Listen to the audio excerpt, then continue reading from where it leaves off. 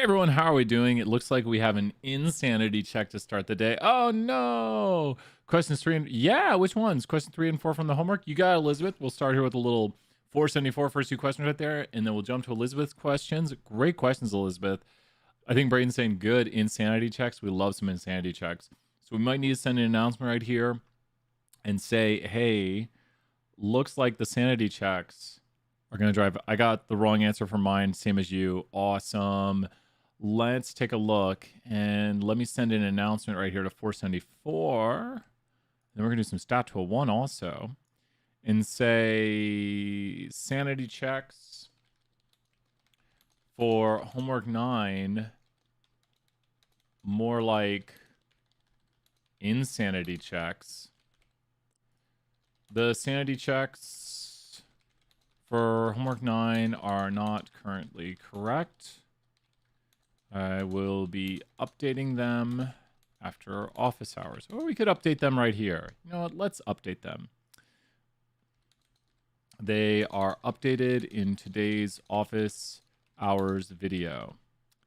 And let's put the link in here for the office hours video. Someone's going to like tune in live now. We're going to see people joining in. Where did everyone go? I lost everybody. 2 seconds. Oh my gosh, I got too many windows open. Where are we in the world? Okay, here we are in office hours. There we go, office hours stream. And let's send this out as an announcement to 474. Did I just delete my announcement? No. Here we are. Awesome. Let me put it on the main screen. Okay. Click here. Okay, we're going to send this out. Let's go look at these sanity. Oh my gosh. Oh my gosh. Grab the wrong thing. Okay, 2 seconds here. And there we have that. Okay, we're good. Heard me in the background maybe. Sent. And let's take a look at this right here. Let's pull up the homework and bring it up. Should we take a look? Aaron, Braden, Trace, should we take a look at the homework? And then we'll do some 201. How would people feel if we take a look at the homework for 474 and fix up some insanity checks right here? I've got my drink. Let's go fix up some of those insanity checks. We don't need no insanity checks. We need some sanity checks. Okay, let's take a look. Bring back up the chat. And here we go. Yeah, actually, when I knit... What? What? Why is knitting...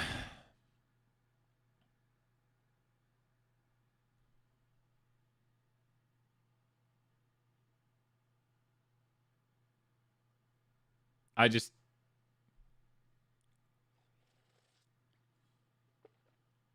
All right. Well, let's do it. And then if you knit and you get the knitted answers. Okay, let's go take a look at this. Hey, Mary, good to see you here. We got some tool on lined up right after this, but we've only got one more question. After this, we're going to do Elizabeth's question on some homework questions. So throw a question in if you want, because we've got Elizabeth's questions next. And then, Mary, if you have a question, we can do that next too. But it's open floor after this. And Trace has got a question that we'll do towards the end, the random forest, which is coming up here. Good to see you here, Kayla. Good to see everybody here. Run the following code. Please work code.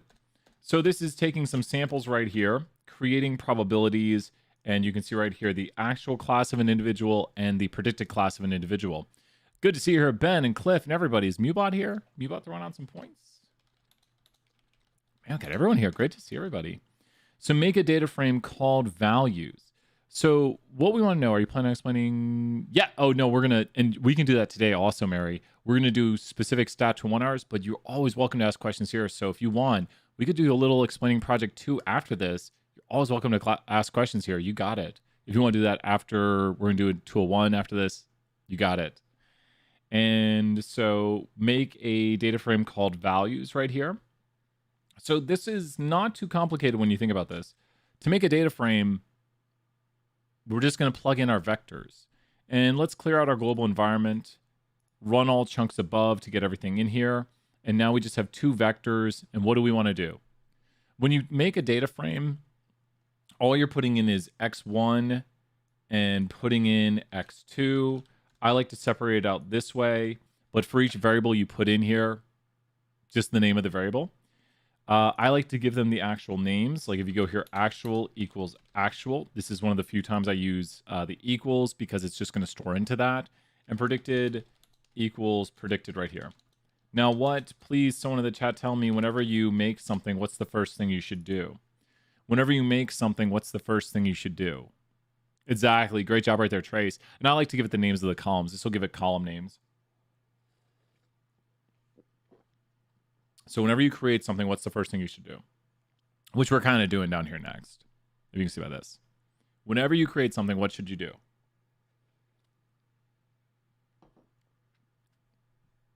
Whenever you create something, what should you immediately do? Best practices. Yeah, make sure it has the values. Take a look at it. And we're running the head on it right there. So are we actually getting the sanity checks now? Am I getting the sanity checks? Am I just going absolutely crazy right here? Is it working and not working? Is it...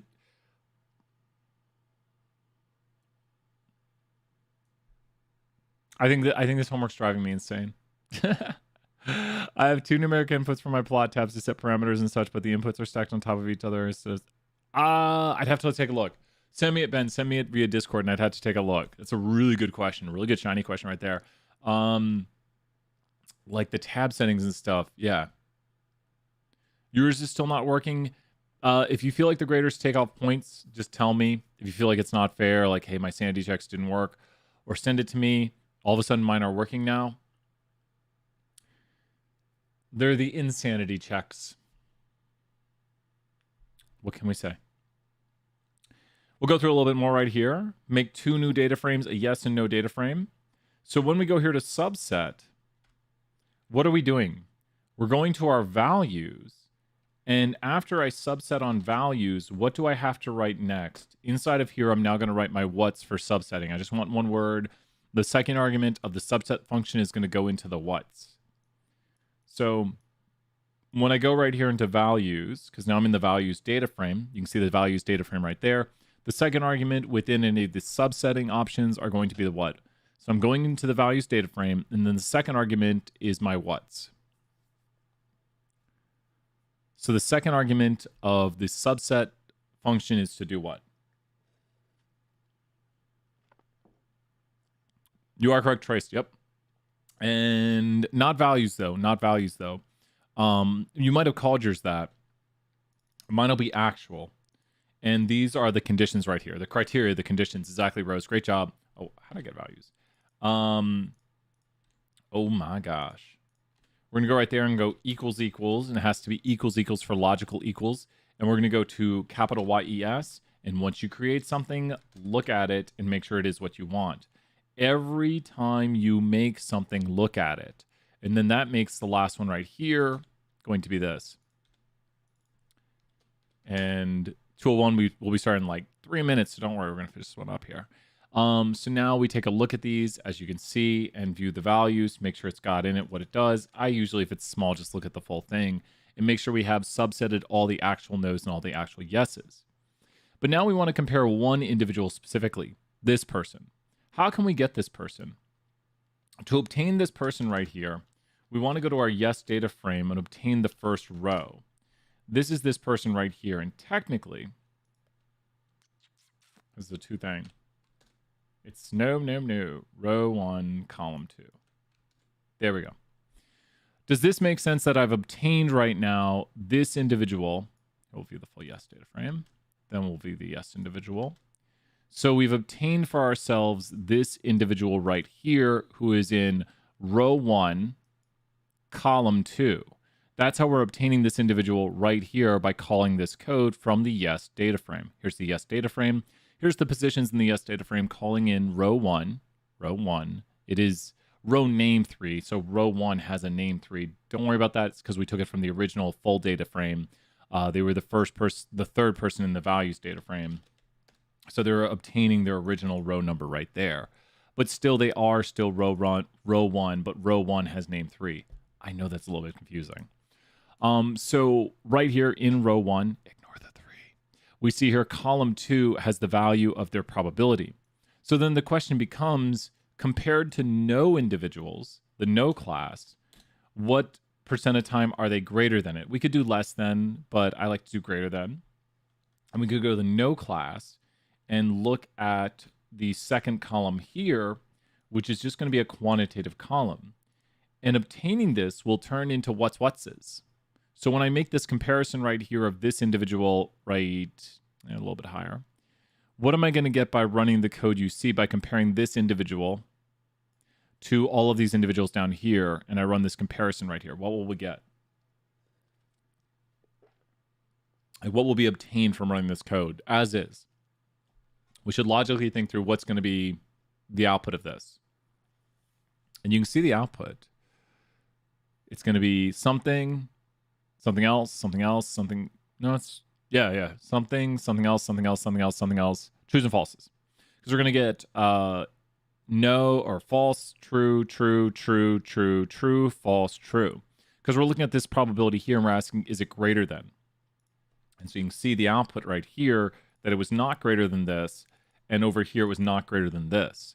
Now we want to know what percent of the time was it greater than. You could do it less than. I think the code instructs you to do less than, smaller than.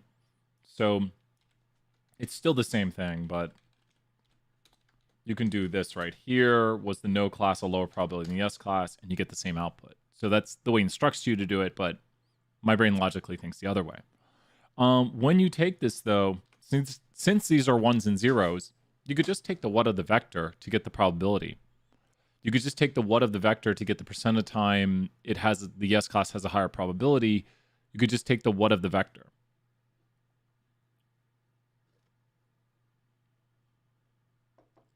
Mean of the vector, exactly. And that's the percent of time we correctly rank it. And I'm going to stop right here on this one. We can come back to it, and we're going to do some 201. You could get the sum and then divide by the length. So you could do sum, and then we're doing it for everything in the yes class. Or no, we're doing it against everything in the no class. So you'd want to go length or number of rows in the no class. I probably wouldn't do it this way. Yeah, that obtains the same result. So you could do it this way right here by doing, you could do a which, and there's so many ways to do it, but the mean's the quickest way. The mean's just going to get the percent of yeses. So quickest and easiest ways to do the mean. There's other ways with which, length, and sum, but I prefer just to take mean because it gets the percent of trues in the vector, which is the same as asking how many trues are there and how many times did we do it. And the which way is a little bit longer, but obtains the same result. Right here, you're just doing the percent correct. And yeah, we might come back to this here in a little bit. Oh, it's mad because I didn't create the p correct. Or I have an extra. Yeah, would store the first thing. Is it mad about? Yeah, it's mad about that. Should store into that. You could create the blank vector, but it doesn't matter. We'll come back to this here. Let's do a little 201. If you have questions, now is a great time to do it. Trace has a question for later on random forest, I believe. Fun stuff. About tuning parameters, was it? Let's go look at some 201. I didn't hit the button. 201 questions about tonight's homework, I believe. Questions 3 and 4, tonight's homework. Let me double check. Elizabeth said, Brian, can you work through questions 3 and 4 on today's homework for 201? Let's go take a look at those. And 474, 475, if you have questions, let me know. And we can do some project. If you have questions about the project, feel free to ask. We're going to do but just because we're doing this for 201 doesn't mean, and I'm so glad 201 is swinging by, because the end of 201, a little tough, gets into some big stats topics. So thank you if you're in 201 swinging by and watching this right now. You are always welcome to ask questions.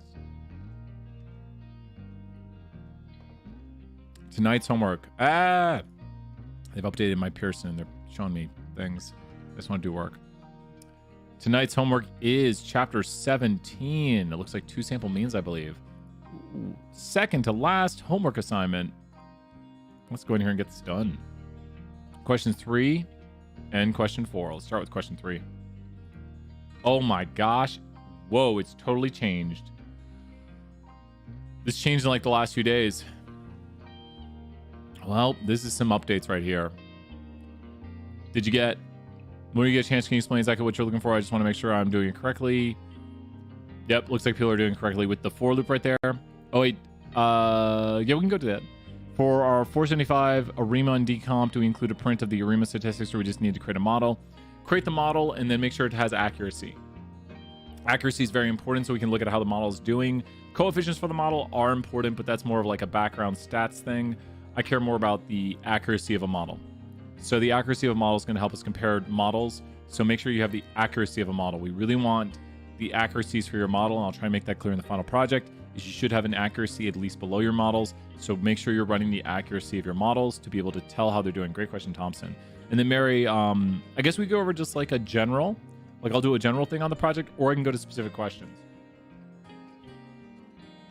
Let's do this new shiny, my Pearson assignment. They changed it literally after like 8 years.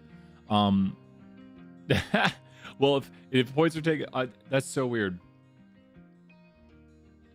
Tell me if points are taken off. If you think the grader's not fair, we can always get points back. Let's go take a look.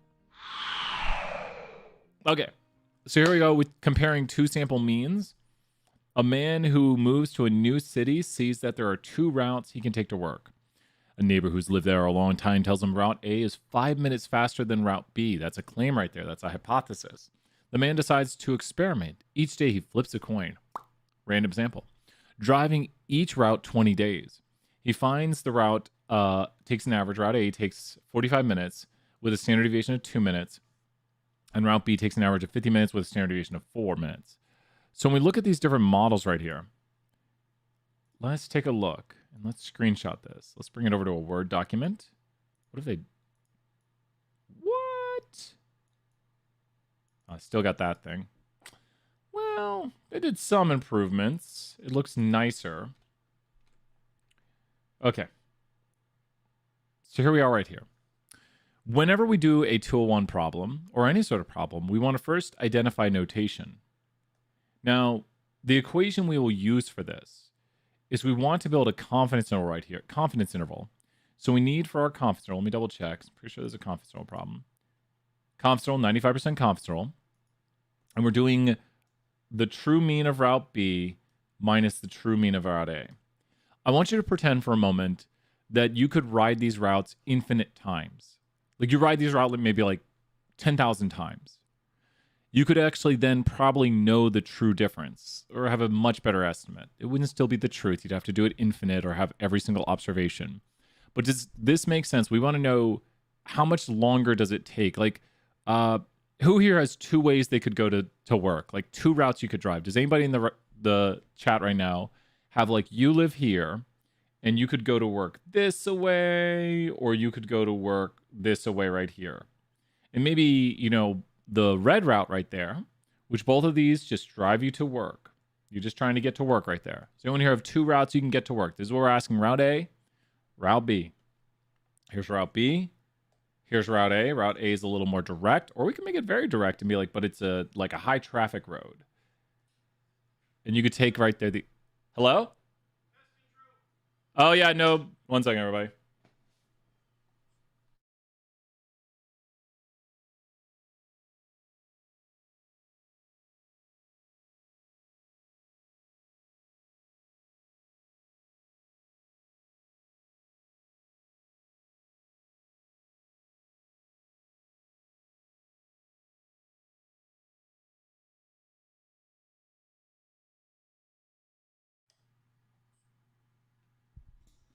You ever have a random person just open your door and yell, pest control? Like, what in the... Oh my God. I was like, what was that? I was like, is Chelsea home? I was like, I didn't think she'd be home today already. Oh my gosh. Just random pest control. Like, what? Okay. Woke me up. One is the interstate, one's a straight path. So we're looking at how long do these take right here? How long do these routes take? And with the difference in the routes right here that we're asking about, so the difference in the routes that we're looking at is route A and route B. Which route is going to be the quicker route? And with the differences in the route we're looking at right here, my brain just broke. It's a crazy day already. Gotta love teaching online, right? And so we have right here an average of 50 minutes. These people coming, 1 interstate and 1 straight path. And so what is Brian highlighting in yellow right now? What are we highlighting in yellow? Do a little highlighting right here. I'll write some equations down below. what have we highlighted in yellow right there? Let's write the equation down below here. So the equation which would be given to you on the test is going to be y bar 1, or y bar b in this instance, because that's just our first one, minus y bar a plus or minus the means. Exactly, those are the sample means. Great job. So those are the sample means in yellow right there. Plus or minus t star with degrees of freedom. We'll find those out in a moment. And then we go square root S1 squared over, so what have I highlighted in blue right there? Or S1b over NB plus S squared A over NA. So what have I highlighted in blue right there? We'll start highlighting these things along with it to make sure the notation is clear. And in blue, we have the standard deviations. And then those are the sample sizes. So does that make sense right here? When we highlight these things, we now have every answer but one thing. And what do we need right now? We need the degrees of freedom for the t. So for the degrees of freedom for the t distribution, and let's bring up a few things. Mubot should be helping us out. Mubot, you awake? Yes. So we should go here for the t distribution for the degrees of freedom. This is going to tell us with our sample sizes of 20, 24, and 2. And we compute, and we get 27.94 degrees of freedom. I am going to round this up. It can help with some of the answers, especially when it's this close. Because what do we use the degrees of freedom for? And I've got the app in the chat right here, so you can see the apps. We go here, and we enter in the degrees of freedom. I think it should be fine. Let me see. It is slightly. I think this one doesn't take decimals, so I'm going to round it up. This right here is the t distribution. The t distribution you are seeing is basically the what curve. The t distribution is basically the what curve. The t is basically the what curve. The t is basically the what curve. Like the t distribution is basically the what curve. Like for all intents and purposes, the t is basically the what curve. Like when you see this t curve right here, you'd be like, that's basically the what curve. What curve is basically the t curve? It's basically the normal. And where does the t differ from the normal? When the t has very little degrees of freedom, it's like smashed down. It's like smash down the t. But as the t gets more degrees of freedom, the t becomes more and more and more normal. And look at this value down here. It's getting very closer to 1.96, which is the z-score for a 95% confidence interval. That's because with the more degrees of freedom the t has, the more normal it becomes to eventually it's basically normal. So the degrees of freedom control for us the degree to which we basically have the normal curve, and when we have more degrees of freedom, the t is more normal. You'll notice it's kind of like 2 for a 95% confidence interval. And why is this a 95% confidence interval? It's because 5% on the outside is the same as putting 95% on the inside. We'll obtain the same value because 5% outside, 95% inside. So this is the t statistic we need right here.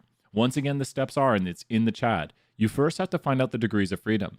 This degrees of freedom calculator right here does the complicated equation, which we will not do on the test.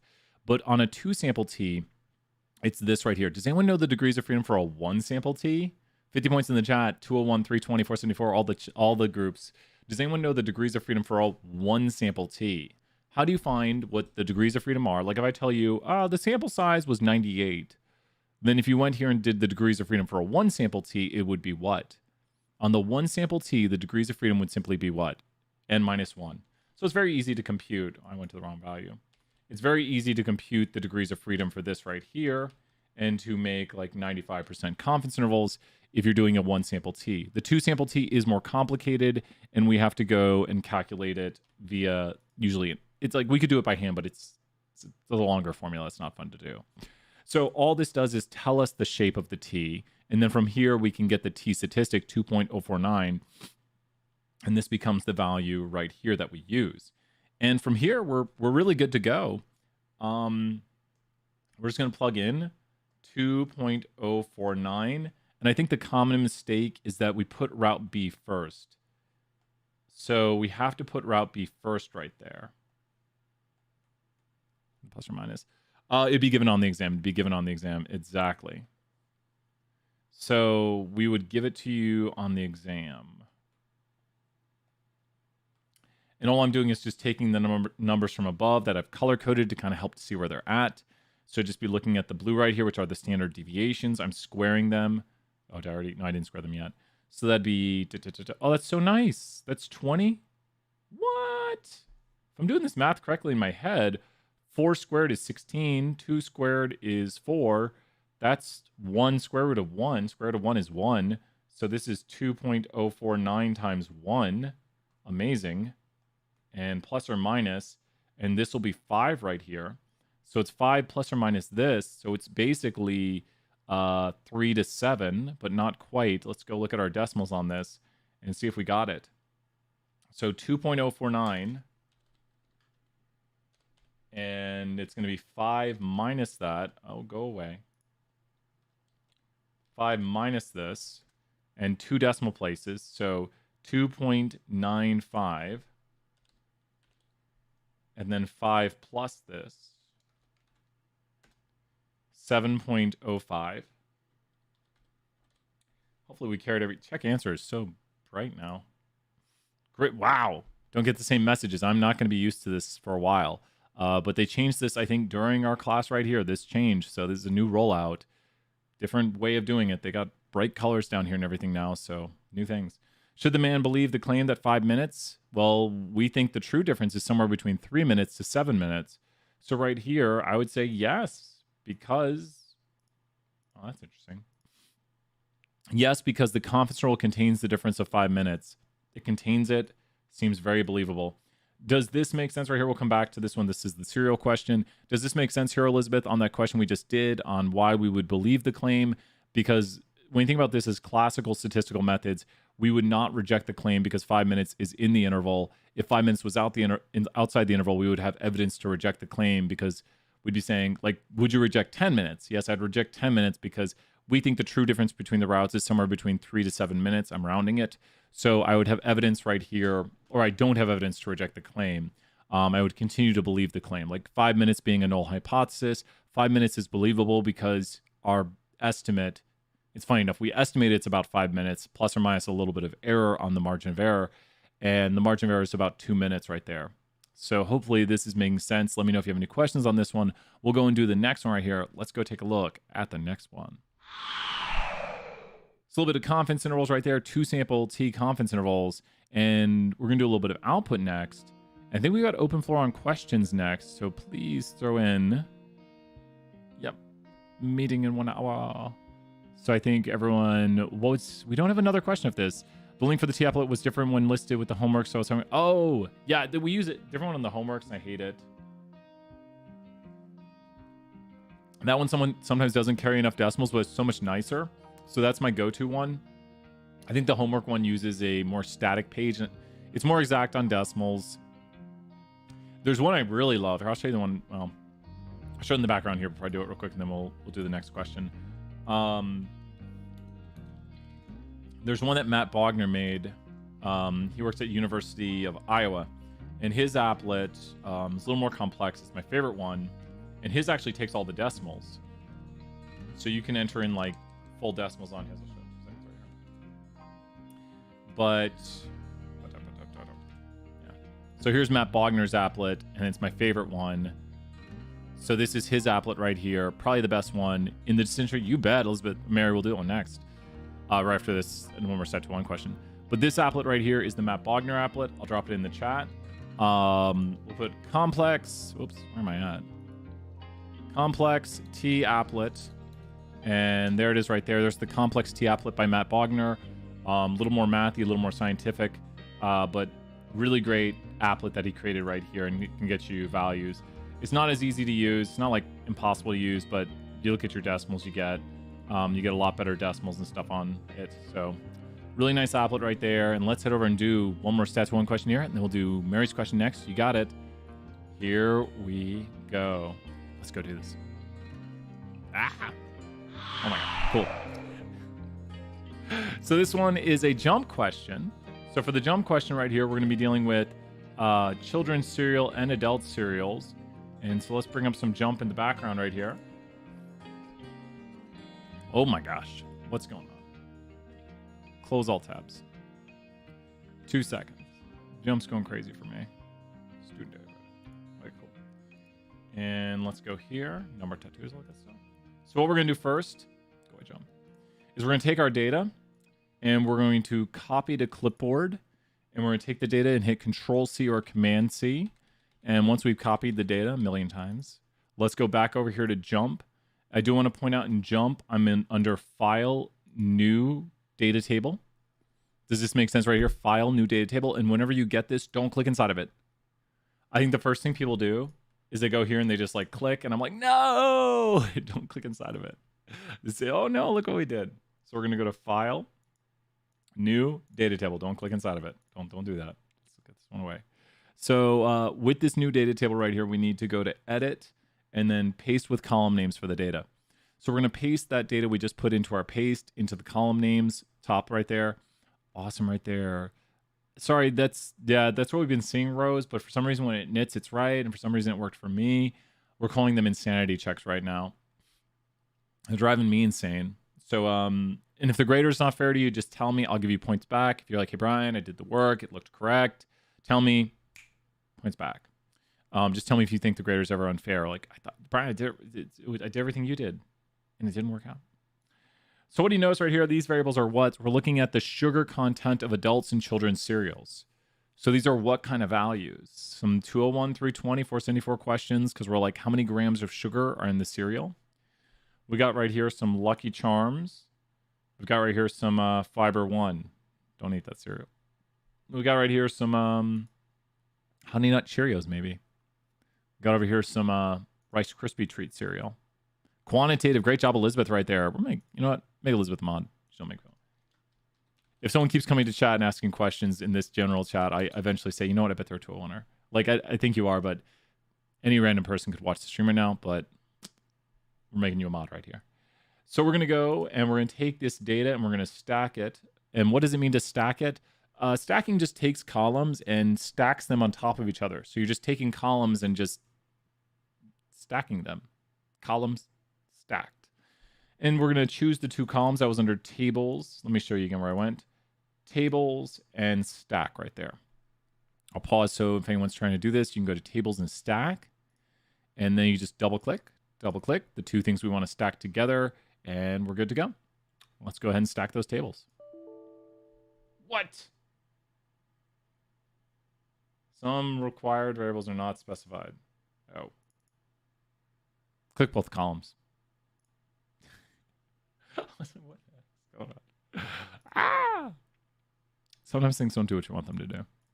Okay, so now we have the label of the cereal right here, which is now a categorical variable. Because when you think about doing a two-sample t-test, two-sample t-tests are when the x variable is what? I'll count both of them, Trace. Both should be counted. I'll inform the grader of this too. I'll say, I'll send an email right here between the interim right here, Trace. So I'll tell the grader, if you see things that are off with the sanity checks, grade on if people are doing the theory correct. Be very nice with the grading on this. There seems to be issues with the way things are knitting and the sanity checks. So, and if you see your grades are off or anything, just tell me. But I'll tell the grader to be very nice because for some reason it worked for me and it didn't work. I was running it yesterday. I was talking to, I was talking to a student yesterday and we were having issues. And then for some reason it works, some reason it doesn't. We're just going to call them insanity checks right here. But when we do a two-sample t-test, we have two groups. And by virtue of having two groups, what kind of variable are we working with? By virtue of there being two groups, what kind of variable are we working with? By virtue of there being two groups. And we're measuring the difference in sugar content of these two groups. Well, then think about it. We have right here, we are analyzing. Let's go to analyze fit y by x. Oh, you're all right. You're right. No worries. I realize that can be really frustrating. It's because, yeah, you're right, Elizabeth. We're doing with categorical x and a quantitative y. And so with the categorical x right here, we're asking basically based on the label of a cereal, then how does that explain the sugar content? And always think of the x as the explanatory, like how does the label of a cereal explain its sugar content? And now we can find the answer. And it's pretty obvious right here. Like adult cereals, no sugar. Children's cereal, tons of sugar. Yes, great job, Rose. Excellent work. 50 points, Rose, right there. I feel bad when I give you insanity checks. So I don't want people to be like, what's going on? Let's go to a t-test right here. And the t-test is going to be the 2 sample t-test. Yeah, Trace, this is where I'm just like, I don't know. Hopefully it doesn't cause too much confusion. So what do we see right here? It's still pretty obvious right here when you look at it that we've got a huge difference between the average amount of content. Like adult cereal probably has around 10 grams on average, and children's cereal probably has around 45 grams on average. So when you look at this right here, if adult cereals have around 10 grams on average, and we could figure out this exactly, we don't have to do this, but let's go to analyze distribution, and we could go here to the cereal content by this. This is not required.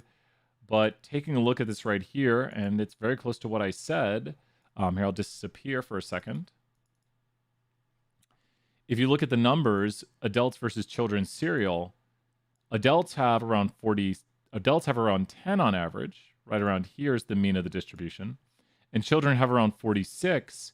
And this difference of 35.47 is the difference between the means of adults and children's cereals. That's the difference we observe right here. But we think that the true difference, like if you had all children's cereals and all adult cereal, the true difference is somewhere between 31 to 39.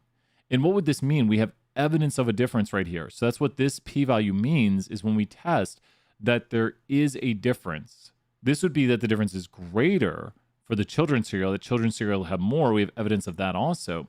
This would be that children's cereal has less. Like if you put the less than sign right here, children's cereal has less on average than adult cereal. We do not have evidence for that alternative. Low p-values mean evidence for the alternatives, and this means that evidence that there is a difference, like in terms of absolute value, that this number is not 0 when we look at it. And we are seeing that there is evidence of a difference. And this confidence interval right here is going to be our answer to the question.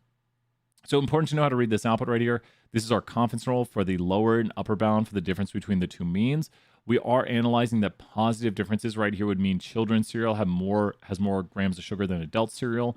You can also view it up here graphically that children's cereal has way more on average than adult cereal. And we do think there is a true difference between the two groups right here, as shown by the confidence interval and shown by the test over here where we reject the null. This will come to the same conclusion right here. If 0 is not included in this interval, we will reject the null for there being a difference, because this is basically the same thing. Confidence intervals and tests do the same thing. If you have questions, please let me know. But is this making more sense right here? I think Elizabeth asked the question, and we can get the results for the interval right here. But knowing how to look at this output is important. 39.77 and 31.17.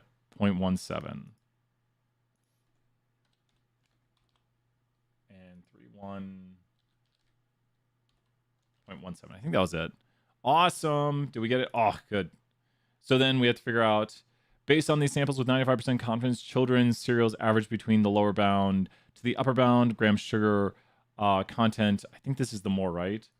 Adult cereals have between more, correct. So we want the children have on more content of sugar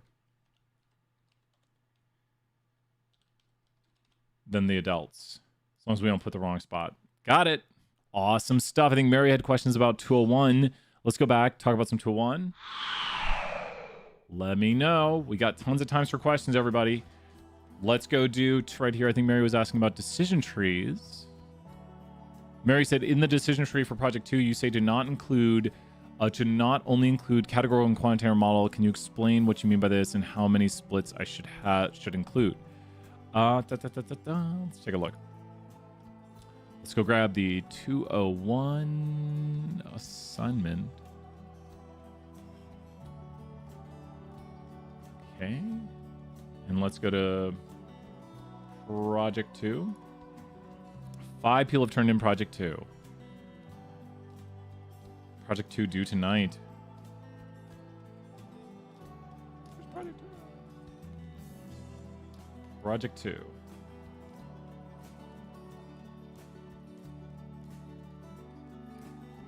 Okay. Still got those dates. I should change this. Okay. Let me actually change them right now. Today is the 26th.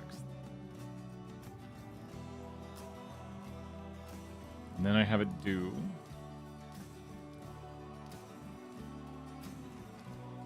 I have 27th for extra credit. Good. Good.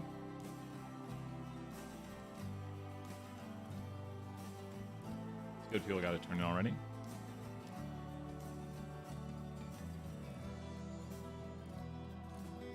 Okay, updating some stuff real quick.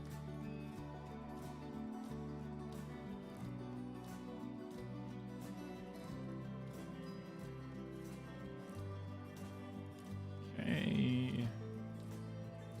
Let's do that. Got it. Okay. Let's take a look. Give you an example of how to interpret a data on decision tree that's not symmetric after 3 splits. You bet. Let's do some decision tree stuff. That seems to be... I was watching the videos and plays and all of them were symmetric, but my data are not that way. You bet. Can you go over the arguments for the train control? Yep. Having some difficulty interpreting decision tree. It looks like decision trees. It is. Let's do some decision trees. And then Rose, you got next question. Let's do this right here. Everything is set up. Good to go. Let's go check it out. Okay, so we have the instructions up for the project right now. Mini project 2 right here. Just made update. Make sure the dates are good. Can be done. Sure. That's fine. And don't turn it in after noon on Friday. Please do not. That's right? That's Tuesday. Okay. Time is just evaporating. Got up to 5 points early, so turning it in early is excellent. Let's go down to the decision tree portion. Here we are. Pick a variable you are interested in and use the decision tree to analyze this variable. Make sure not to only include categorical and quantitative variables in your model. So you don't want to include just categorical, just quantitative. You want to include all the variables in your model. Include a screenshot of your tree, the leaf report, and the split history. Interpret the R-squared of your tree. So you can basically look at this as tasks. This is really task 1 right here. Task 2 right here. Explain the characteristics right here, task 3. And task 4. If you're looking for a checklist, if you've done this properly, then this would be it right here. Does that make sense? Like you've got these tasks right here. This is kind of like task 0, like when you're setting it up. You just don't want to improperly make your tree, which would be like including not enough of the variables. Decision trees are meant to include every single variable, and then the tree solves for you, which, interesting enough, I think Rose might... No, Trace was asking about decision trees and random forests, and this is the backbone of what we're doing in data mining. So let's go ahead and look at the student data set. I sold that one up, don't I? So this is a data set we can use to do analysis. Now this right here, student number, is actually an identifier. So actually we don't want to include it because it is an identifier right there. Not the end of the world if you do include it, but generally we don't include it. So when we go to decision trees, we want to go to predictive modeling, partition right here. And when we go to partition, we will include in it the variable we want to predict, and we will include every quantitative and categorical variable, but no identifiers. So what variable do you want to predict? What sounds interesting to you? How attractive people think they are? How much video games people play? People's tattoos, people's body piercings, people's GPAs, their weights, their heights, their gender?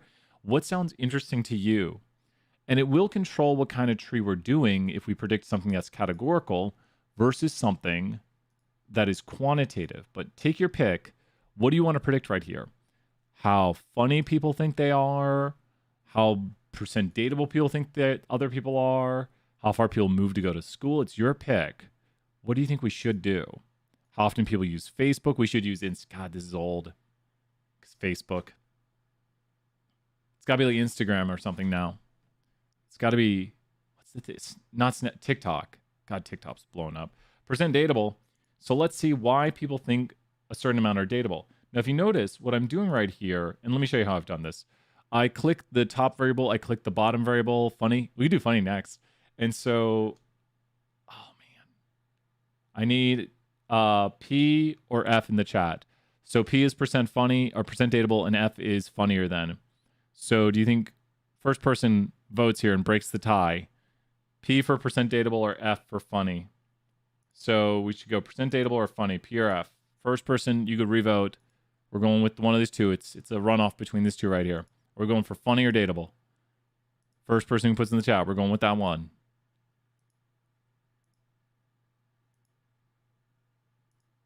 P.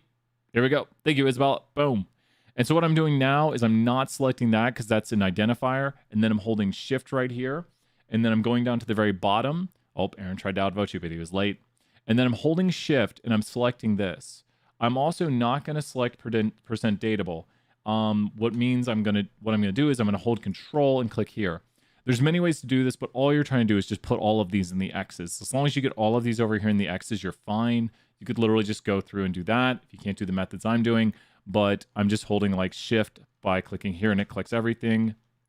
And then I'm holding control to deselect stuff. So you have to hold control on the keyboard to deselect or reselect. So you could literally click one of these and then click down, or you might be able to, whoops, you don't want to do that. And we want percent dateable or percent funny. Which one did Isabella said? Percent dateable. Okay, there we go. Let's go ahead and take a look. I think I've done this properly. Hopefully I didn't put in wrong variables. Okay, we're good.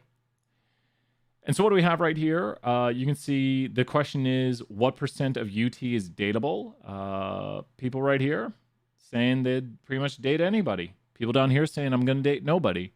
Maybe they got someone they're dating. But these people are the really interesting people. Like 5% of UT is dateable in my opinion. You know what? You know what's very interesting? You see this 50% right here, this strong 50% line right here, which maybe they have some sort of preference which puts it at like 50%, but there's really a strong like half of UT is dateable in my opinion. It's a very strong, and then you see another strong striation at a third. It looks like that looks to be a third. A lot of even numbers right here around like the 10, 15 or something. A lot of people are putting in very even numbers. But the number one thing for what percent people find dateable is weight. How much do you yourself weigh? So we see right here people who weigh more. Just looking at this first split right here, people who are at 203 pounds or more find people to be more dateable. It's the way the data is. Data is going to do as data is going to do. We don't control what this tree does. It looks through all the variables for us, and it decided next to split on how much people use Facebook. So these people right here are people who weigh less, and also they're on Facebook less, and they don't find people to be that dateable. So now it's split again, and it's split over here. It's not symmetric. So who finds people to be the least dateable in this tree? Can anyone explain? Just take a moment, which is part of the questions, and explain at this moment who finds people to be the least dateable. They're like, I just not interested in dating people. If you meet these characteristics, you'd be like, people are just not that dateable to me. Most likely, there's almost 200 people in this group. And they're the least interested in dating people. Doesn't mean everyone who fits these characteristics will follow this trend, but this is the trend in the data we see, which is a very small R squared. Only 5.5% of the variation in the percent people find dateable is explained by the decision tree. Hints for the question. Only 5.5% of the variation in percent people find dateable is explained by the variables in the tree. That's how we interpret the R squared right there. It's not a lot of variation. This is not a very strong model. The variables are showing some associations. But what group right here finds people the least dateable? There should be a few characteristics you should label off and be like, these individuals are the ones who are least likely to find people dateable. And we can talk about the individuals who are most likely to find people dateable. But what characteristics are there of the people who find people to be least dateable? Like the people who would say like, these people are the least dateable. You're on the right track, Trace, and this is kind of to your questions right here with random forests and decision trees, because this is one tree of a random forest. Like this is how one tree is making it. So if you go down the pathway here to this group, which is our least dateable group, they have the lowest average for like, we asked them like how percent dateable is UT, like 100% means you date everyone at UT, 0 means you date no one at UT, and they only find about 1 in 5 people to be dateable. And so going here, these are individuals who weigh less than 203 pounds. These are individuals who are on Facebook less than 50 minutes a day. And these are individuals who are female. We could split even further. Let's see what happens. We can split here specific. Tree's getting a little bit crazy. Like this would not be that fun to put in the report. These people, see, let's just remove that. It's getting a bit messy down there on the tree, and it's not making that great of a tree. Let's split over here for fun. And these are going to be people who really want to date people. Now we actually have a new least dateable group. These people just don't find people to be that dateable. But these people over here, let's see what they are. Okay. Well, what is it? What? Okay. I'm going to stop losing my mind when I look at that right there. Because no, hey, guys, no. What you doing? This should be 0. These were 19 guys right here. How do I know they're guys? Right here. They're a subset of individuals who are at least 203 pounds. They're males. And there's 19 of them. And when we asked them, like, their average amount that they said, like, if you talk to all 19 of them and you average their values, those 19 guys would on average say that 31% or about 1 in 3 individuals at UT is dateable to them. They got significant other. Now, if they don't have a significant other, these individuals over here are their same characteristics, but they differ on having significant others. These are the people who find UT to be the most dateable. We could go sub even further here, and now we see it's just so weird. I love trees like this. The people who find people to be the most dateable, this is just the trends in the data. And if you look at the least dateable group over here, these are the people who are like, I don't want to date anybody. I just not interested in people at UT. And the most interested in dating people would be guys, 203 pounds, do not have a significant other, and they have less than 65 phone contacts. So, and we're getting down to small groups right here, which really, at this point, Trace, what do you think we might be doing with our model? Hint, hint, hint. We've put a lot of complexity into this. We probably reached into the realm of bad statistics of sorts. And I would not make the tree go this big. Because 474 should notice that we've really increased the complexity of this by going through, grabbing more X's, making more splits. With more complexity, we're probably overfitting. Like, I don't know if these relationships hold true because we're down to smaller sample sizes here. And it's really great to make estimates about a population based on 7 individuals, where if one of these individuals said 100%, they would drastically skew these numbers. So in truth, our final tree might look something like, I think this is fine. And you could, yeah, that's got a good screenshot right there. This is a pretty good tree right here where our individuals who are most likely to want to date individuals would be the males who weigh at least 203 pounds, reported right here. About 41% of them said about 41% of UT is dateable to these individuals. Where the least interested in individuals at UT dating would be females who are less than 203 pounds, who are on Facebook less than 50 minutes a day. And their reported average of percent dateable at UT is about 19%. Does this make sense? 201, how are you doing on decision trees right here? Is it making a little more sense how to interpret this and understand what is going on? The leaf report for this also needs to be included. Remember to go through that whole checklist. I've done most of the problem right now, but going through here and looking, you're just getting the means for each group, which is pretty clear to see. Oh, did I miss? That's leaf 4. Oh my gosh, the least dateable are these individuals. Sorry, are the least percent that they want to date are. I forgot. I think we did a split here. So please do not make the error Brian about made. I saw this in my leaf report, and these are the terminal leaves of the tree, the very bottom. So this group and this group respectively find people to be the least dateable and the most dateable right here, interestingly enough. Now, smaller sample size right here, so if one individual had said 100%, it would massively skew the numbers. But these individuals right here, females who weigh at least 203, find people to be the least dateable. Males who weigh at least 203 find people to be the most dateable. Pretty interesting just how that works right there. And once again, this is real data. I love sociological stuff. Yeah, a lot of fun. How are you looking 201 on the decision tree? The split history. Oh, we're sorry. Did I say include split history? Yes, I think so, right? Split history is going to show you your R-squared increase over time. So we look right here and oof, that's an oof on that split history. You see in my split history, because of the way I did it, you don't have to do all this craziness with split history. But when I look at split history, I want to see something like this usually. So I'm adjusting the plot. Don't worry. If you include it, you include it. I won't be mad at visualization. I focus more on that in other classes. But overall, we're seeing right here that we're not getting a strong return. So the R-squared is staying rather low. 2C447 you bet. And so this is all the output you would need. And I think I did say include split history. So definitely go to the instructions right here. Interpret your R-squared of your tree, which we did. Explain the characteristics. Yeah, split history. Great question. Elizabeth right there, earning everyone some 50 points. Brian didn't throw in his split history, which is the increase to R-squared after each additional split.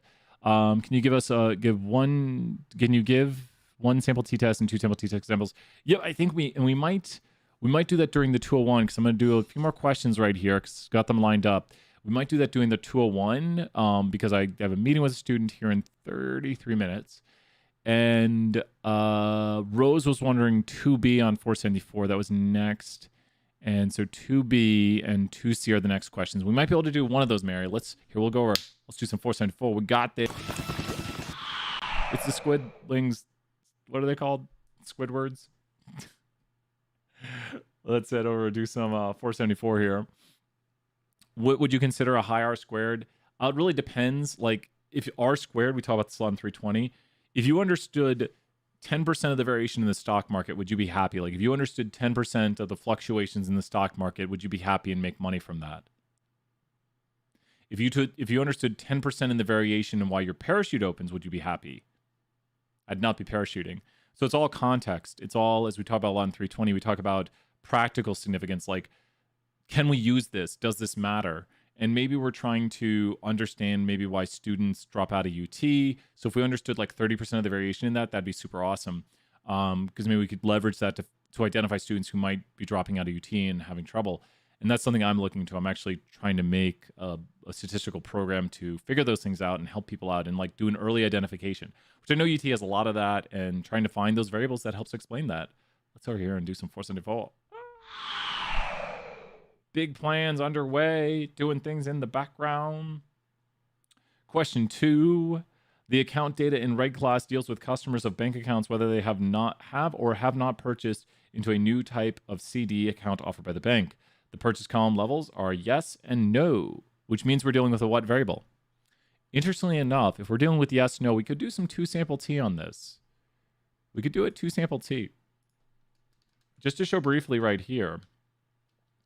We've got the account data, and we've got whether people purchase.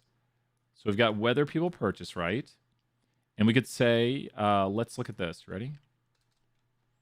T.test. And let's go to account. And let's go to, it's going to be a little more complicated. Actually, the quickest way to do it is to do associate. And does someone's checking balance explain whether they purchase? This is why I love coding right here, because we can answer some quick questions. And data equals account. So if we take a look at the output, yes, and then we need to make sure this is big. Okay. So this will do a 2 sample T for us. Are we not getting the output? Oh, there we go. It's running. Plots. Here we go. Oh, did I reverse it? Purchase. What is going on? Oh. My brain's not working today. Okay. So we're looking at the groups right here to see if there's differences between the 2 groups. This is a 2 sample t-test in Stat 201. And you'll notice this output looks a lot similar to what we got when we compared earlier the children's versus adult cereals. And take a look right here. We should see some differences. Ooh, it's hard to see. It's very, very skewed data. The data here is extremely skewed, which means we might want to use medians. This output looks horrible. Oh, is it not showing it? Well, I'll be. Splitting with categories, estimated p-value. Oh, it's still running. Oh my gosh. Or did it break it? Well, that's the way things go sometimes. It's supposed to have a running thing. Does anyone have any idea what's happening? Because I've lost my mind. It did not like it. Oh, wait. Really? I don't like that it did that. What do you notice right here? Looking between the 2 groups, if we compare the averages, which is our 2 sample t-test right here, you'll notice that there is a difference where the no group, the people who did not purchase, had a lower checking account than the people who did purchase. And we could compare the averages, which is the 2 sample t-test, or we could do things like the Kruskal-Wallis right here, which is going to be a means rank test, or a medians, which is going to be just comparing the median amount of checking balance, which might be better. If you see here, the median is way lower due to the extreme right skew of the data, and you can see the right skew in the QQ plots. Go into a lot of this in like 320 on how to compare groups, and this is basically doing the 2 sample t-test for you, and this is the beauty of using code right here, because it's all being done very, very quickly. So the 10-year and all of these right here are very skewed, and we notice that immediately by looking through this. And I think we've loaded in everything. So let's see right here. All this good stuff. Logistic regression tends to be more effective if predictors are symmetric, so let's place the value with the log 10 of the volumes of the columns to symmetrize them. However, we need to be careful. The smallest values of all tenure are 0 or negative, and we cannot take into account the logarithm for that. Thus, yep. So what we want to do right here is when we run these, and I think the answer is already in here. Good stuff. When you run these right here, what is happening is with the original balance of checking, and let's run and look at the original balance of checking. If we take a look at the original balance of checking, the lowest value of checking... Oh, it's not taking forever today. Go away. The lowest value of checking was what? What was the lowest value of someone's account balance? And the lowest value was this right here. Why are we adding this value here? So Trace, Aaron, Mary... Oh, not Mary. You're free to answer if you want. Why are we adding this value to the minimum value right here? And then log 10ing it. Think about the minimum value right here. If you add this, it makes it 1. And then what? And so, Aaron, you're exactly right. And then what happens if you log 10 1? Because if you go to log 10 of 1, because that's the whole point of this, if you go to log 10 of 1, then what do you get by doing log 10 of 1? It's not. It's more of it's a transformation, and this is a shifting. So by making it 1 and then log 10ing it, the smallest value will become what in the data frame? So by making it 1 and then log 10ing it, the smallest value in the data frame will become what? Because that's the minimum value. And to all values, we're adding this amount. So then the smallest value will become 1, but when we log 10 it, the smallest value will become... And this is the whole point of what we're doing right here with the code. By doing all of this, we make the smallest value 1, and we can see this right here. Let's go ahead and run this. And you'll notice if I put this in a summary, it should work. And the smallest value here is now 1. But now if we go to take the log 10 of 1, this is what power do you raise 10 to get 1? It becomes 0. Because the question, if you answer it like as a mathematical question, it's what power do you raise 10 to get 1? And the answer is 0. So now the smallest value will be 0. And you can't log negative numbers, so that's part of the issue. And so now we basically have it set to 0 for the smallest value. And the largest value here, the maximum, is going to be basically like, well, this would be 1, 2, 3, 4, 5, 5.5 or something, or 5.3, I say. Let's go ahead and look at the summary on checking balance again, and the biggest value is 5.4. The reason it's 5.4 is because it's basically like 10 is 1, and then 100 is 2. So log 10 is based on basically how many zeros there are. And the amount of zeros, if you think of this as 100,000, would be 5 zeros. It's not quite 2 million. I'm trying to look at it correctly. But we're basically then transforming it and taking away some of that skew. So when we look at the histogram of these values now,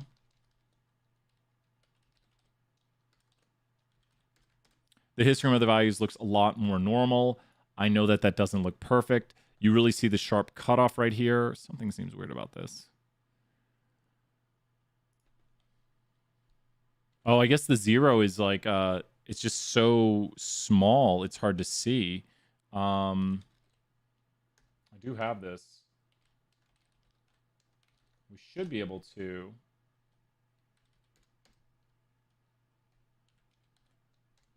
That's nice. That's better.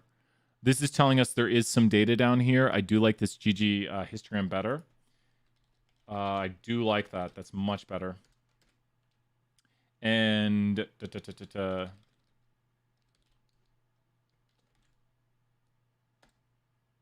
that should do it. So this should let us view in a little closer. The density right there is also showing some information, but there should be observations down in this region. Yeah, you can see it. This is why I do, and these are each, it looks like more than one observation, but there are observations in this region, just very, very few. And yeah, look at, oh, you can hover over and see them. Oh, count 2, there you go. 1 observation down there, 2, and it's really hard to see these observations if you're looking at the other plots.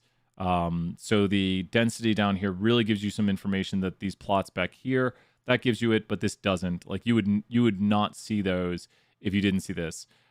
This is still extremely right skewed. So you might be saying, Brian, what did we improve? If we look at the original data frame for this, it looks way worse. So we reloaded the data real quick just to see what happened right here. And let's go ahead and make a same sort of graphic. You'll see the same sort of graphic appear. This is the shape of the original data right now, which is even more right skewed. So if you look, this is the original data. This is the reshaping of the data. Sorry, it's a rather large graphic. And we've removed some of the skew. I mean, yeah, this looks way worse right over here. So, ridiculous. These values out here are really going to hurt us. We don't really have those extreme values anymore. It just goes on a nice slope. Not amazing, but not as horrible in the distance things are away. So, and you know what? Yeah, we got those graphics there. Awesome stuff. Let's go ahead and transform those. Good to go.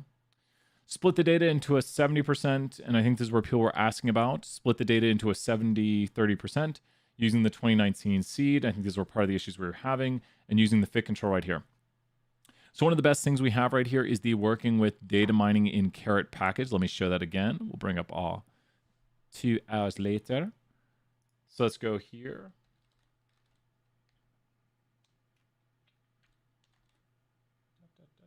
Let me go to the working with Caret file, show this off. It is posted in 474. Download the working with Caret file. It is very, very helpful. And let me go get it. Under modules, working. There it is. Important file. Let me show where it's at. Here we go. And let's take a look. Chat doing well. And back. So here it is. Most important data my file. It does the project for you. Oh yeah, Trace is totally right. I was like, who does the project? What? 20 points Trace right there. It is a huge help. Crazy huge help. Watch what we get when we go get this right here. We're going to get so much help. You've got the PDF right here and you've got the R file. We're going to download the R file and open up the R file next to us. And we are going to go through here and you actually have all the code. I can show you how to make the samples right here. We'll do the sample and then we'll take the fit control. When you make a train rows, you're going to go here and sample 1 through the number of rows that you have in the data frame. These are the numbers you are sampling right here, as in those numbers. From those numbers, we are going to take, and this is the size we are taking, so we could put size, it's the second argument. We can put size here that we want the number of rows in the data frame times 70%, because that'll give us 70%. That makes the train rows equal to that in size. We need to clear this out so it takes up less memory. And we need to run the seed also to make sure we get the consistent results. We'll worry about this here in a second. It's outputting that right there. Where is that code? We'll worry about that in a second. Oh, all that. Okay, I think we're good. Seed says, yeah, and it says 2019, but we were not getting consistent results either way. That's what I was looking at yesterday.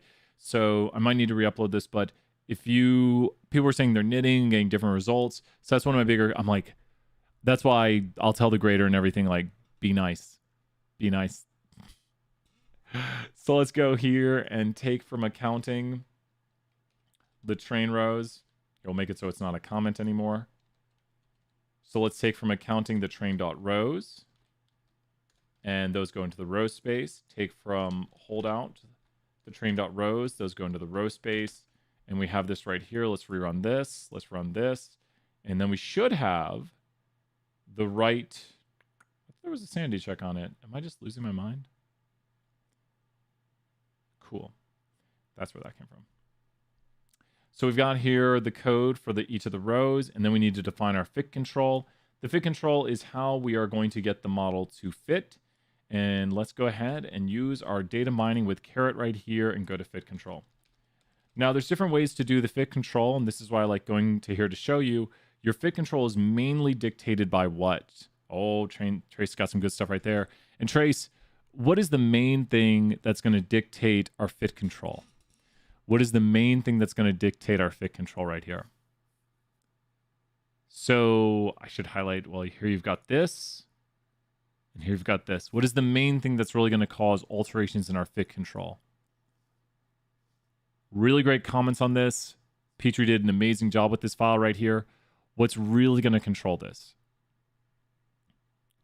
And the class probs is a big thing down here. So if you look where class probs is, that means that we're dealing with a what kind of variable. So the class probs, I mean, it's almost like it's associated with this right here. The class probs is going to be associated with what kind of variables. Very important. It goes back to 201. Class probs is going to be associated with what kind of variable.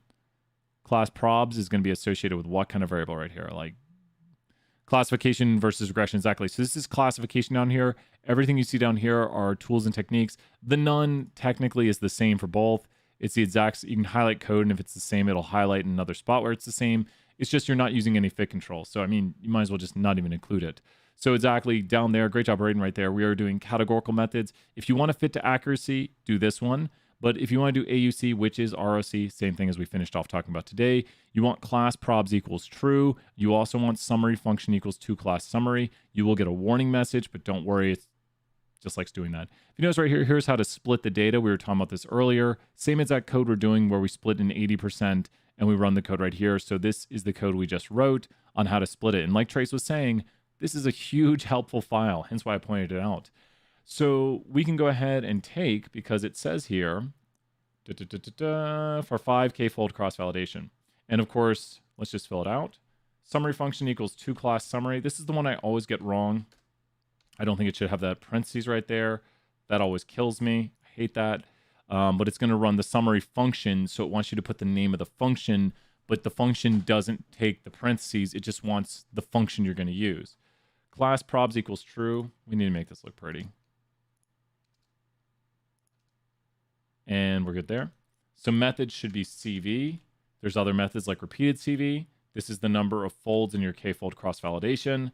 Class probs is going to be a logical for whether true or false for class probs. Everything should look good, and we got it. I do like to try to make things look a little pretty right there. What class would the naive model predict? This is a good place to end off right here. So when you think about the naive model here, how does the naive model work? How many variables are in the naive model? Hint, it has the lowest variance. The lowest possible variance model is the naive model. And these are terms we should know. Variance means the amount of information taken. So I'm trying to tell you that the naive model takes the least amount of information out of all the models. So how many variables are in the naive model? The naive model is the least amount of information we could take. It's the lowest variance model, probably high bias. Pretty bad. Naive model is pretty bad. It's pretty bad. I think we got time for one more question after this. Naive model is pretty bad. No one loves the naive model. It's a good basic starting off point. But the naive model, pretty bad model, does pretty bad. So how many variables are in the naive model?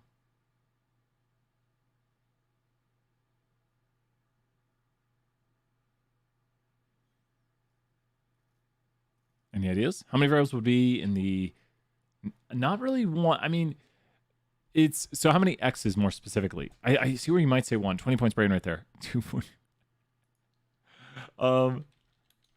If we take the least amount of information, what's the least amount of information to take from the X's? If we take the least amount of information from the X's, maybe I like scratched my face or something and I held like 2. I was like, it's not my intent. So we take the least amount of information from the X's. How many X's would we take, which is the naive model? I'll start writing out the code right now. We're talking about account. And we're going here to purchasing. And we want to go to train data. There's that. And let's go here to...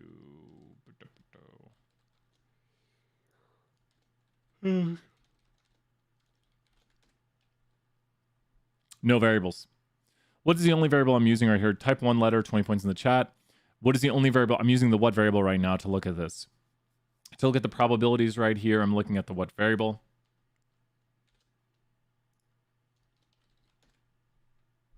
I'm only using the what variable right here. To look at it like this model and to think about the naive model, which takes no information from the X's, I'm only looking at the what variable. I'm just looking at the Y. I'm just saying, well, most people don't purchase, so nobody purchases. So when we look at the, what is the accuracy? It would get 65% correct and pretty easy to switch to the holdout right here. We're just going to change our holdout to this, and now it gets 65 points. Wait, what? No way is it that. Let me rerun my thing right here. I don't think I subtracted off. Look at that. That's when you see weird results and you say, nope. There we go. Yeah. If you look, it does work a little tiny bit worse on the naive. It gets 65% accuracy on the naive. I didn't put a minus for those who didn't catch it. Sorry about that. I did not put a minus because we don't want the train rows here. And when I saw my results for the naive and for the results for the naive model on the train, the holdout were exactly the same. I said, nah, something's a little bit weird. To the decimal place, I doubt you're exactly the same. So that's what made me wonder what's going on. Always look at your results. Always look at what's being created. And then you'd be like, that's weird. It's working exactly the same. Exactly the same. I was like, something must be weird here. And then I realized I had put my train and holdout were the same. I didn't actually create the holdout. Always look at what you create. Little errors, they spiral out of control. But we see about a similar misclassification over here. This is the misclassification. This is the accuracy. I'm getting 28 and 14 for holdout. Are you? Send me your code trace. I'll take a look here in a little bit. I think we have time for one more. I think that's a good spot to leave this off right here. And then I'll let people think about this, like what AUC is. We've talked a lot about what AUC is, and we've gone a little bit into the calculations. But I think, and then you're just doing a GLMNet grid, which you've done on the last assignment right here, just setting up the expand grid. And the caret package has a lot of, or the caret thing has, you got 28 and 14. Can you send me your code trace? Or 28 and 14? Make sure I'm doing it right. So wait, you're getting... Something seems weird about that. Let me look at... Send it to me on Discord real quick. It's purchase, right? We're doing the probability of purchasing.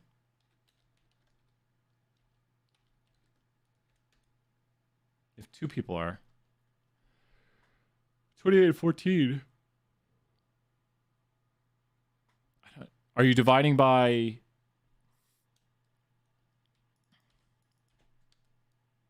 That's why. I see it. You see it? You got it. Okay, good. Awesome, Rose. What should these percentages add up to? If you're doing everything correctly right here, what should those... Like, I've got the error in here right now, which I don't know. I don't want people to catch these things. Aaron caught it. Aaron saw what they were doing. So it's what happens when we... It's so easy to make these errors, but when you see this... Yeah, I was like, what could be going wrong there? And I was like, oh, we're dividing by that. Because I was like 28 and 14. I was like, well, how would we get 28 and 14? And then I was, yeah, they have to add up to 100. Exactly, Rose. And these are just the things we have to think through. It's like, well, if they're not adding up to 100, then the denominator on what we're dividing by is not, because you only have these two groups. So good catches, 50 points in the chat. We got time for, I got a meeting in 10 minutes. But what other question was there? What other question was there? I think we had some 201 stuff, and we're going to be doing more 201 specific here. Thank you for 201 coming by. I know we just haven't done a lot of 201 over the summer, but definitely come by, ask questions. So the rest of the answers for the assignment match the sanity checks because my answers are very close but not exact. You don't worry too much. I'm going to tell the grader to be super nice on the sanity checks. I'm going to say go by theory. Let me do that right now. I'm going to email them as we're talking. All right. I'm going to email the grader while we're talking. Please tell me if you think the grader's too mean. We're going to email the grader while we're talking right here. Let me go say hey to the grader. Okay, new message. BS 474. Homework 9. Sanity check issues. There are some issues we are having with matching the sanity checks. If students' answers are close and are done with correct coding theory, give them full points. Basically, error on the side of being very nice with the grading. This one. Thanks. Okay. So you just heard my whole email right there to the grader.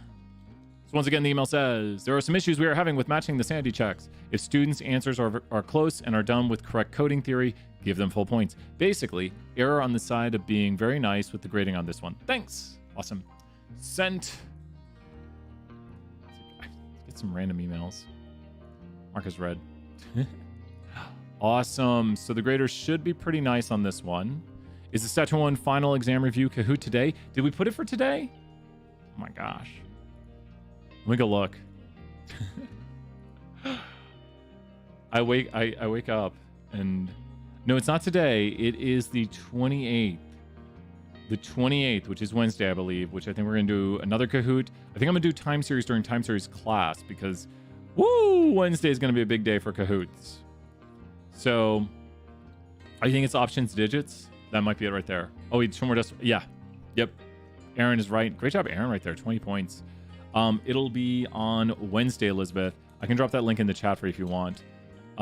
The game show review.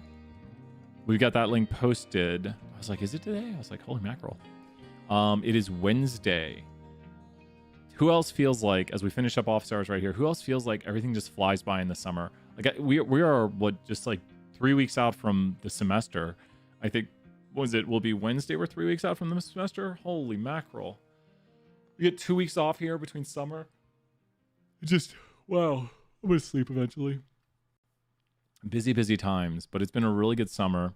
And everyone's working really hard. 201, 474, 475. Oh, where's my song at? I have no more drink. Sad time. No more coffee. The July half of the summer just flew by. I know. I cannot believe it is the 26th of July. July's almost over. 4th of July felt like yesterday. 1 month from heading to London. Well, that's awesome. You'll enjoy it. You'll do great. You got this. Enjoy time in London. It's a great... I've never been there. It's... You know, maybe... I've had some opportunities. Like, I don't know. Maybe one of these days I'll be teaching in London, like doing the... what is it, the program? The Global Leader Scholars? GLS? Maybe one day I'll get involved with that group. But right now, hoping to get more involved with the business analytics undergraduate students. Hopefully have some big things planned. Should be able to work on a presentation next weekend. Focusing in on making sure everyone gets great grades. GLS, yep, Global Leader Scholars. Great program right there. Dr. Bobby Mee has helped out with that for a lot of years. I hope he's still involved with it. But really great program, the GLS program. You get to like spend that semester in London, living and experiencing it. And man, that's such a cool program. Congratulations. Great job being involved with that. I'm sure everyone I know who's been involved I haven't heard a bad thing ever. So here's the biggest thing. Just realize you're going to remember that semester as like one of like, oh, that semester when I was in London. Oh my God. That's what I hear people talk about. They're like, people come back and they have like lasting friendships and great experiences. So I'm sure you're going to have a great time. I sure can be, because I don't know the future. But with that, we're going to head off here. We'll be back here for 201 in about 35 minutes. And it's more 201 specific then. Like if things get really calm, I could work on some other stuff. But I do reserve that time for the once a week 201. But 201, do know you're always welcome to these office hours. These are the open office hours for anybody. But since you have like a class that's asynchronous, I always one of those. I'll be doing clinical trial data for a hospital. That is so awesome. Yes. Maybe do a little R coding. Whatever they're using, because there's a lot of hospital specific stuff. And then tell me how it goes, whatever you can tell me. I'm excited to hear those updates, because really I just learned what people are doing and then try to, we had Alan swing by today and he's in London right now. I think he's in London, and yeah, it's really cool just having Alan swing by at the start of class. That's what I like to do. Well, we'll be back here soon. I'll see everyone in a little bit. Bye for now.